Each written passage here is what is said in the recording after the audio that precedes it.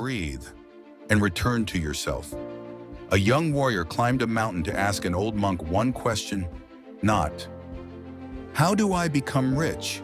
Not, "How do I become powerful?"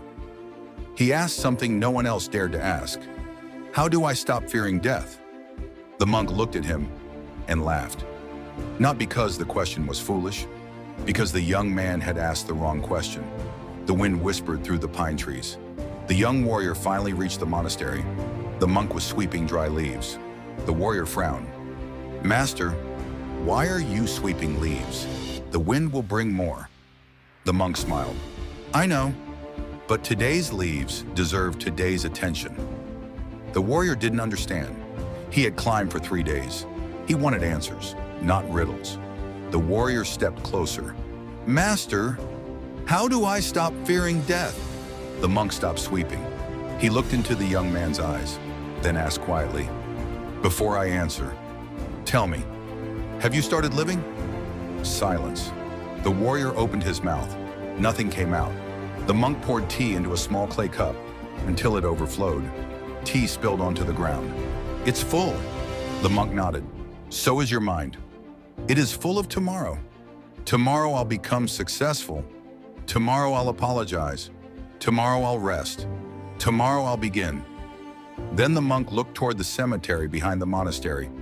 Death has never met a person who finished everything they planned.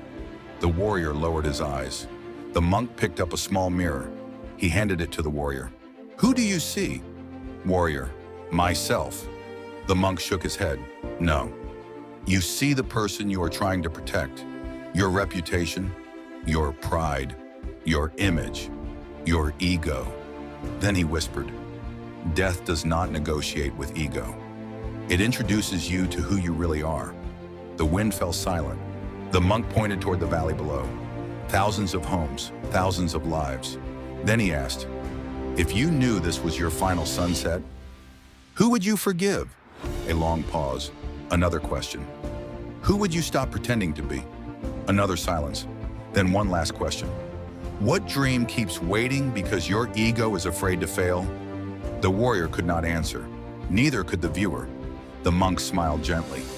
"Most people think death is the opposite of life." He shook his head. "No, the opposite of life is never truly living." The warrior looked at the setting sun. For the first time, he wasn't afraid of dying. He was afraid of wasting the life he still had. Tonight, before you sleep, ask yourself only one question. If death knocked on my door tonight,